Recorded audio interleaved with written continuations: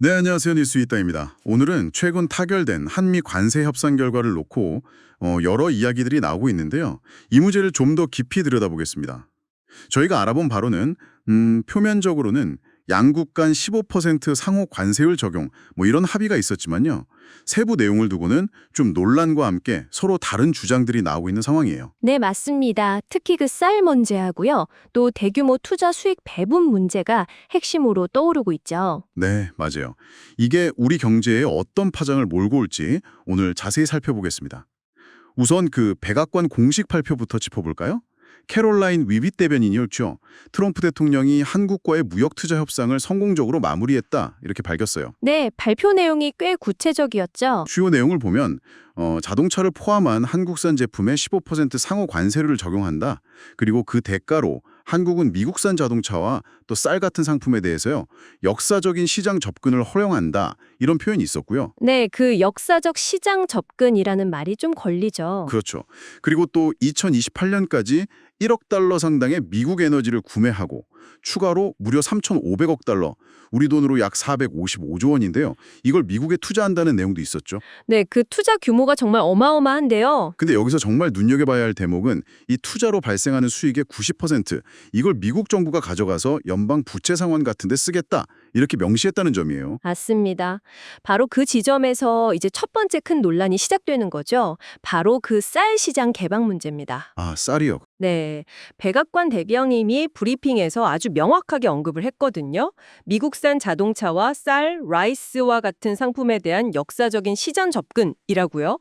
그 영어 원문 표현이 providing historic market access to American goods like autos and rice 이거였어요. 라이스를 명확히 지칭한 거죠. 라이스라고요? 쌀. 네, 쌀. 이게 왜 중요하냐면 당초 우리 정부가 쌀과 쇠고기 수입은 막아냈다 이렇게 설명했던 것과는 완전히 다른 이야기이기 때문입니다. 아, 그럼 정부 발표랑 백악관 발표가 정면으로 부딪히는 거네요? 그렇죠. 이 부분은 앞으로 열릴 양국 정상회담이라든지 이런 데서 어떻게 최종 조율될지 반드시 지켜봐야 할 핵심 쟁점이라고 할 수 있습니다. 정말 큰 차이네요. 쌀 문제가 그렇게 명확히 언급되었다니. 그럼 또 다른 논란거리죠. 그 투자 수익 배분 문제. 이것도 좀 더 이야기해 볼까요?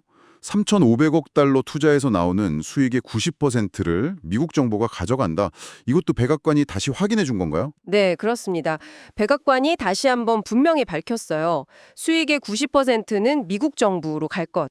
영어로 90% of those profits will go to the United States government. 이렇게요. 아, 확실하게 못 박았네요. 네. 예전에 그 retain이라는 단어 해석 가지고 좀 논란이 있었잖아요. 보유하다, 유지하다 이런 뜻이니까 이게 미분 내 재투자를 의미하는 거 아니냐 이런 해석도 있었는데 이번 발표로 그런 논란의 여지 없이 그냥 수익 90%는 미국 정부 귀족이다. 이걸 명확히 한 셈이죠. 그렇군요.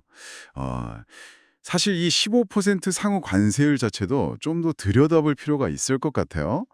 처음엔 25% 이기까지 나왔으니까 10%포인트 낮아진 건 다행이다 싶을 수도 있지만요.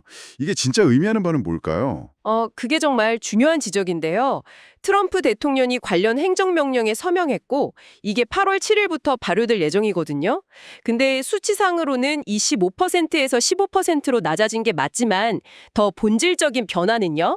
바로 기존 한미 FTA 체제에서는 0%였던 관세율이 15%로 올랐다는 점입니다. 아, 0%에서 15%로. 네, 이건 사실상 FTA로 누려왔던 그 무관세 혜택 시대가 끝났다. 이런 신호로 해석될 수 있는 거죠. 단순한 세율 조정 이상의 의미가 있는 겁니다. 0%에서 15%로의 변화. 확실히 체감이 다르겠네요. 우리 기업들, 특히 자동차 업계에는 어떤 영향이 있을까요? 경쟁 환경이 완전히 달라지게 됩니다. 예를 들어 자동차 산업 같은 경우 이제 일본이나 EU 같은 경쟁국들하고 똑같이 15% 관세를 물게 되거든요. 아, 동일선상에 서게 되는 거군요. 그렇죠. 그동안 누렸던 가격 경쟁력 우위를 상당 부분 잃게 될 수 있다는 겁니다. 특히 현대차 그룹 같은 경우는 미국 현지 생산 비중이 경쟁사들에 비해서 상대적으로 좀 낮은 편이라는 지적도 있어서요. 타격이 더 클 수 있다. 이런 분석도 나옵니다. 여기에 또 미국 재무장관이 한 말도 좀 의미심장해요. 한국이 매우 좋은 제안을 했고 트럼프 대통령이 이를 조금 더 높였다. 이런 취지의 발언을 했거든요. 아, 그런 발언이 있었어요? 네, 이건 뭐랄까요? 협상 과정에서 우리가 처음부터 상당히 좀 양보한 제안을 했을 가능성, 이걸 엿볼 수 있는 대목이죠. 특히 정치권에서는 이 문제를 어떻게 보고 있습니까? 국내에서는 역시 우려의 목소리가 커지고 있습니다. 특히 국민의힘을 비롯한 야당에서는 이번 협상을 관세 협상 실패다 이렇게 규정하고 정부의 책임을 묻겠다는 입장이에요. 실패라고까지 규정을 하는군요. 네. 그래서 다음 주에 관련 상임위를 열어서 협상 내용의 진위, 그리고 그 과정에 대해서 좀 따져 묻겠다 이렇게 예고한 상태고요. 네.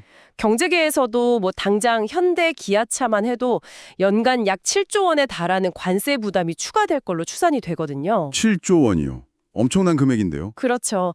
이런 부담이 결국에는 기업 투자나 고용 위축으로 이어질 수 있다. 이런 걱정이 나오고 있는 상황입니다. 네, 정말 여러 쟁점들이 복잡하게 얽혀 있네요. 그렇습니다.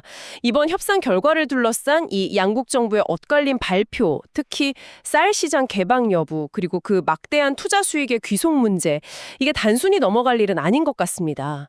앞으로 양국 관계뿐만 아니라 우리 경제 전반에 상당한 영향을 미칠 수 있는 그런 중대한 사안이에요.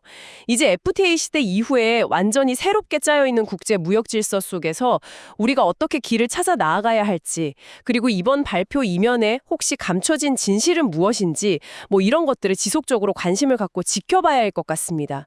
여러분은 이 상황을 어떻게 보고 계신가요?